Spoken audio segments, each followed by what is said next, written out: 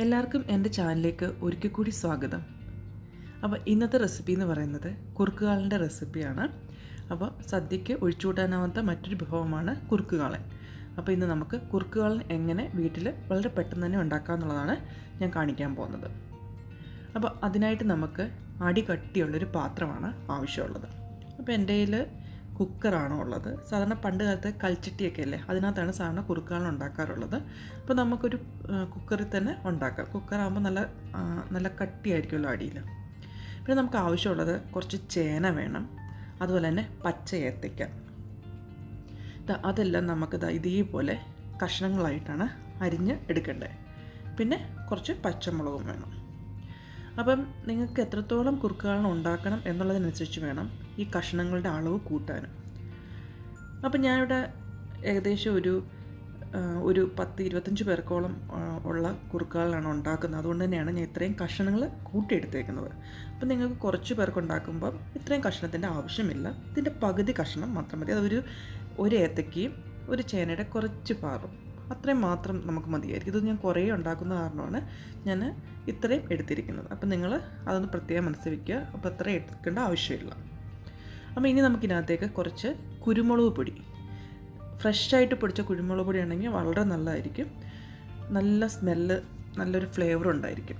അപ്പോൾ നമുക്ക് അതിൻ്റെ കുറച്ച് കുരുമുളക് പൊടി ഇട്ട് കൊടുക്കാം. ഞാൻ ആദ്യം പറഞ്ഞല്ലോ, ഇത് ഇത്രയും കഷ്ണങ്ങൾ ഉള്ളതുകൊണ്ടാണ് ഞാൻ 2 ടീസ്പൂണ് കുരുമുളക് പൊടി ഇട്ട് കൊടുത്തിരിക്കുന്നത്. അപ്പം നിങ്ങൾ എടുക്കുന്നതിന് അളവിനനുസരിച്ച് വേണം കുരുമുളക് പൊടിയുടെ അളവും കുറയ്ക്കാൻ വേണ്ടി. പിന്നെ ആവശ്യത്തിനുള്ള മഞ്ഞൾപ്പൊടി ചേർത്ത് കൊടുക്കുക. പിന്നെ വേവാനുള്ള വെള്ളം. ചേനയൊക്കെ പെട്ടെന്ന് വെന്ത് കിട്ടും. പിന്നെ കായൊന്ന് വേവാനുള്ള താമസമേ ഉള്ളൂ. അപ്പോൾ നമുക്ക് ഇത് നന്നായിട്ടൊന്ന് ഇളക്കാം. എന്നിട്ട് നമുക്കിത് നന്നായിട്ട് വേവിച്ച് എടുക്കാം. അപ്പം ഞാനിപ്പം അതായത് നമ്മുടെ കഷ്ണങ്ങളെല്ലാം മുങ്ങിക്കിടക്കത്ത വിധത്തിലുള്ള വെള്ളമാണ് നമുക്ക് ഒഴിച്ചു കൊടുക്കാനുള്ളത്. അപ്പോൾ എത്രത്തോളം കഷ്ണം എടുക്കുമോ അത്രയും കഷ്ണത്തിന് മുങ്ങിക്കിടക്കത്ത വിധത്തിലുള്ള വെള്ളം. ഞാൻ അതുകൊണ്ടാണ് ഒന്നുകൂടി എടുത്തെടുത്ത് പറയുന്നത്. ഇത് എൻ്റെ കഷ്ണങ്ങൾ വളരെ കൂടുതലുണ്ട്. ഇത് ഞാൻ ഏകദേശം ഒരു 25-30 പേർക്കുള്ള കുറുക്കുകാളനാണ് ഞാൻ ഉണ്ടാക്കിയിരിക്കുന്നത്.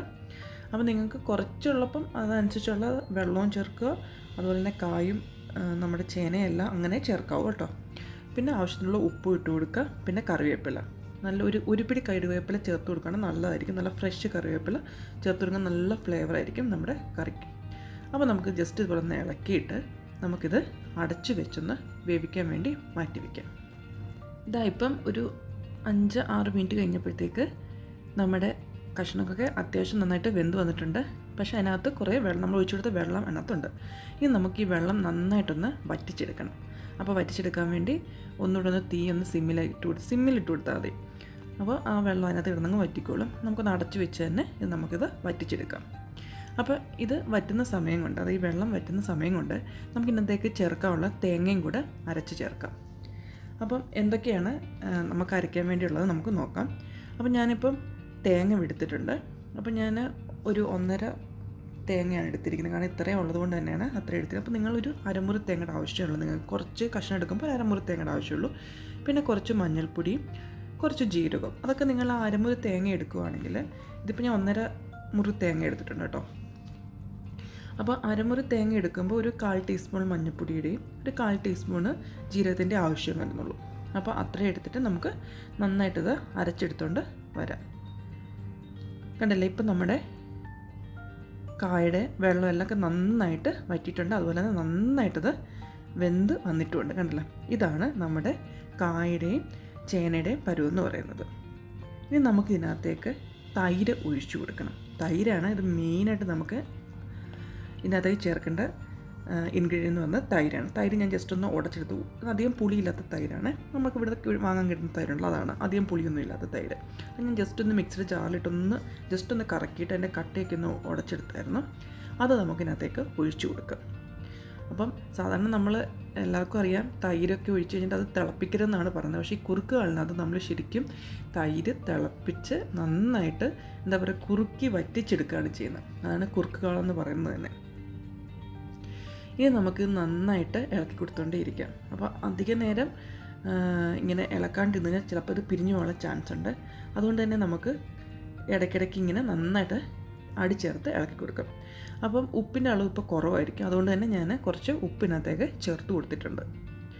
അപ്പോൾ നമുക്ക് തീ നന്നായിട്ടൊന്ന് ഒരു മീഡിയം ഫ്ലെയിമിലേക്ക് ഇട്ട് കൊടുക്കാം. എന്നാലേ ഇത് നന്നായിട്ടിത് നല്ല കുറുകി വറ്റി വരത്തുള്ളൂ.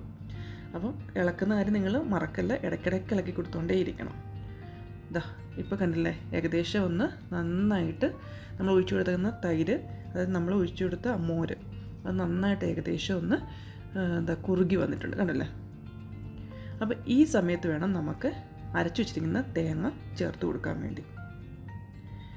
അപ്പോൾ ഇനി നമുക്ക് ഈ തേങ്ങയും കൂടെ അങ്ങോട്ട് ഇട്ട് കൊടുക്കുക. നല്ല പേസ്റ്റ് പോലാണ് ഞാൻ ഇവിടെ അരച്ചെടുത്തിരിക്കുന്നത്. ഇനി നമുക്കിതങ്ങോട്ട് ഇട്ട് കൊടുക്കാം. കണ്ടില്ല, ഇപ്പോൾ തന്നെ കണ്ട് നമ്മൾ ഒഴിച്ചു കൊടുത്ത തൈരൊക്കെ നന്നായിട്ട് തിളച്ച് വറ്റി വന്നിട്ടുണ്ട്. അപ്പോൾ നന്നായിട്ട് കുറുകി വന്നിട്ടുണ്ട്. അപ്പോൾ അതുകൊണ്ട് തന്നെയാണ് ഇതിന് കുറുക്ക് കാളൻ എന്നുള്ള പേര് കിട്ടിയിരിക്കുന്നത്. ശരിക്കും നമ്മുടെ കാളനെ നമുക്ക് കുറുക്കിയെടുക്കുകയാണ്.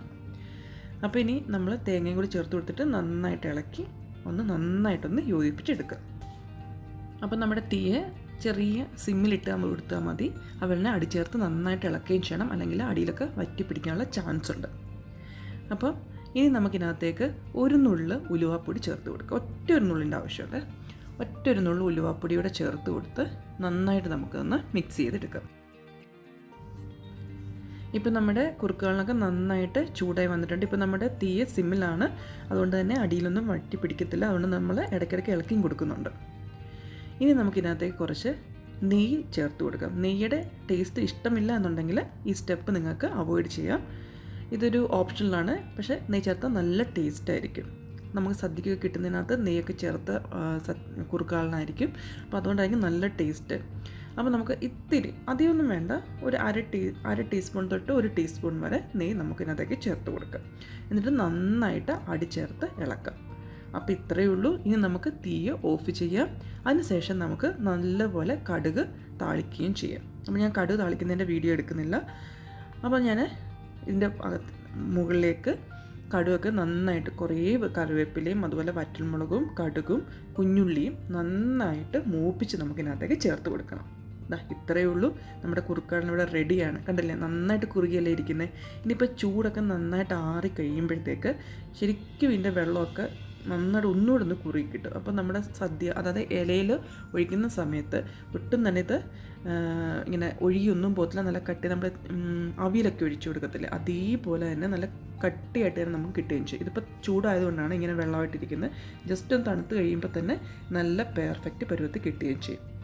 അപ്പോൾ നമ്മൾ കാളൻ എപ്പോഴും തലേന്ന് ഉണ്ടാക്കി വെക്കുകയാണെങ്കിൽ പിറ്റേ ദിവസം ആകുമ്പോഴത്തേക്ക് നല്ല ടേസ്റ്റുമായിരിക്കും, നന്നായിട്ട് കട്ടിയായിട്ട് ഇരിക്കുകയും ചെയ്യും. അതല്ല നിങ്ങൾ ആ ദിവസം തന്നെയാണ് ഉണ്ടാക്കുന്നത് തന്നെ, സദ്യയിലുള്ള ആ ദിവസം തന്നെയാണ് ഉണ്ടാക്കുന്നതെങ്കിൽ രാവിലെ ഉണ്ടാക്കി വെക്കുക. അപ്പോൾ സദ്യയുടെ സമയം നമ്മൾ ചോറൊക്കെ ഇട്ട് കൊടുക്കുന്ന സമയമാകുമ്പോഴത്തേക്കും നല്ല തണുത്ത് നല്ല കുറുകി ഇരിക്കുകയും ചെയ്യും. അപ്പോൾ ഇത്രയേ ഉള്ളൂ. കുറുക്കാളിൻ്റെ റെസിപ്പി നിങ്ങൾക്ക് ഇഷ്ടപ്പെട്ടെങ്കിൽ ഒന്ന് ട്രൈ ചെയ്ത് നോക്കുക, അഭിപ്രായം പറയുക.